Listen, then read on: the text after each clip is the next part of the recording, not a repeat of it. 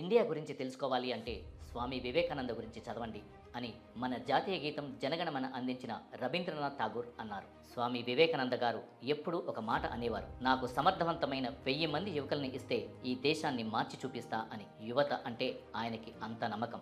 డబ్బు లేనివాడు పేదవాడు కాదు, ఆశయం లేనివాడు అసలైన పేదవాడు అంటారు వివేకానంద. ఒక చిన్న సబ్జెక్ట్ చదివే మనం మర్చిపోతాం, కానీ ఫోకస్ అంటే మన స్వామి వివేకానందని చూసి నేర్చుకోవాలి. ఒక రోజు అమెరికా నుండి షిప్ లో లండన్ కి వెళ్తున్న శ్రీ స్వామి వివేకానంద గారు షిప్ సిబ్బందిని న్యూస్ పేపర్ అడిగి చదువుతారు. ఆయన చదివాక తన ఫ్రెండ్ ఆ పేపర్ ని తీసుకుని చదువుతుంటారు. అప్పుడే అక్కడ బాగా గాలి వీచడం వలన ఆ పేపర్ సముద్రంలోకి ఎగిరిపోతుంది. షిప్ లో వాళ్ళు వివేకానంద గారి ఫ్రెండ్ ని తిట్టడం మొదలు పెడతారు. అప్పుడు స్వామి వివేకానంద గారు పెన్ పేపర్స్ అడిగి రాయడం మొదలు పెడతారు. కొంతసేపటికి పేపర్స్ వాళ్ళకిచ్చి, ఆ ఎగిరిపోయిన న్యూస్ పేపర్ లో ఉన్న మ్యాటర్ మొత్తం ఇందులో రాశారు, కావాలంటే చెక్ చేసుకోండి అన్నారు. అక్కడ ఉన్న వాళ్ళంతా దెబ్బకి స్టన్ అయిపోయారు. అది ఆయన ఫోకస్ కి నిదర్శనం. అంత గొప్పవారు కాబట్టి ఆయన పుట్టినరోజు అయిన ఈ రోజుని నేషనల్ యూత్ డే గా ప్రకటించారు.